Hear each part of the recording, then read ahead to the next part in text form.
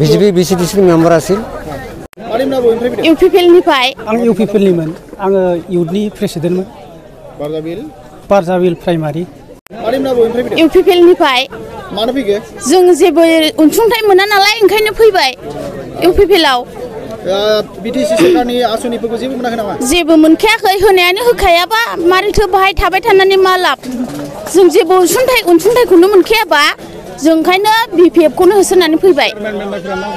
chairman मेम्बारफ्राथ' जोंखौ जेबोखौनो उदिस लाखाया फायखाना गैया जेबो गैया जों मा खालामनानै अबाव खिनो अबाव मानो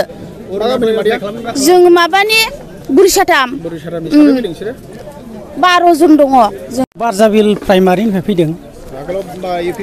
औ आं UPPनिमोन आङो इउथनि प्रेसिडेन्टमोन बारजाबिल प्राइमारिनि मा इउथनि प्रेसिडेन्टमोन मानो सरकाराव थाबाबो दिनै BPFआव फैनो गोनां जाखो सरकाराथ' जोङो सानफ्रामबो बयबो मिथिखागौ मबाइलावहाय नायबानो बोरलाबानो नुयो माने बिसिनि मोनफ्रोमबो खामानि मावनाया प्राइमारि लेभेलनिफ्राय गोजौ लेभेलसिम मोनसेबो मोजां नङा थगायसुला बिनि थाखायनो रायजो राजाया जेराव मोजां मोनो आं बयसो थागोन होननानै आङो हारसिं गोसोयै फैदों आरोखि BJP BCDC मेम्बार आसिल কিহৰ কাৰণে মানে আমি 3 বছৰ হল BCDC মেম্বাৰ হৈ তে BCDC মেম্বাৰ হৈ প্লাই মই মানে এক পোৱা মাছ যে আমি কিনিব পাৰো হেতু মানে কিবা আমি পোৱা নাই এই BCDC মেম্বাৰৰ পৰা গতিকে মই হাগ্ৰামা মৌলৰী ছাৰৰ যেটো মানে আদৰ্শ নেতৃত্ব BTC এটা আকৌ মানে ৰিটাৰ্ণ কৰিব লাগে আকৌ 2025ত আমাৰ হাগ্ৰামা ছাৰক মানে চৰকাৰ আনিব লাগে হেতু আকৃষ্ট হৈ মই এই BPF দলত মই যোগদান কৰিলো স্বেচ্ছায় মানে আগত মালাগুৰি BCDC মানে BJPৰ মেম্বাৰ আছিল BCDC মেম্বাৰ আছিল BJPৰ আপোনাৰ সাথে কি জানা হৈছে আমাৰ মোৰ লগত 15 জন আছিল আছে गोजोनथाव खौरां बाजाज बाइक लानो गोसो गुदुं सुबुंफोरनि थाखाय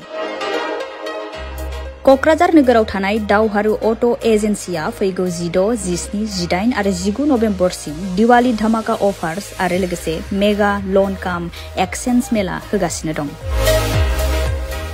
दावहारु अट' एजेन्सियाव बाइगिरि बिथांमोना लवेस्ट डाउन पेमेन्ट होनानै बाइक लानो हागोन आरो एक्सचेन्जनि खाबुआबो एभेलेबल जागोन नोंथांमोना कक्राझार नोगोराव थानाय दावहारु अट' एजेन्सि श'रुमजों लोगोसे कारिगाव फेस्टिव आउटलेट दतमा फेस्टिव आउटलेट आरो भटगाव फेस्टिव आउटलेट ब्रान्च श'रुमावबो होबाय थानाय दिवाली धमाका अफार्स आरो लोगोसे मेगा लन काम एक्सचेन्ज मेलायाव फैनानै नोंथांनि लुबैनाय बाजाजनि बाइकफोरखौ गोसोबादि लाफैनो हागोन बाजाजनि बाइक सालायनो मोजां मोनग्रा रायजो राजाफोरनि थाखाय दावहारु अट' एजेन्सि श'रुमा लोगोसे मोजां अफारफोरबो लाबोदों बेफोरनो जाबाय फ्री एसर्ट gift free seat cover 5 litre petrol free गंनै helmet free 12 times free washing coupon आरो बाइक बायगिरिफोरनो बाइकखौ मोजाङै साखोन सिखोन लाखिनो थाखाय 12 टाइम्स फ्री वाशिं कुपनबो हरनाय जागोन आबुङै मिथिना लाबावनो थाखाय 60000399 187 88 220 18193 जानबुं नम्बराव खौरां लाहरनो हागोन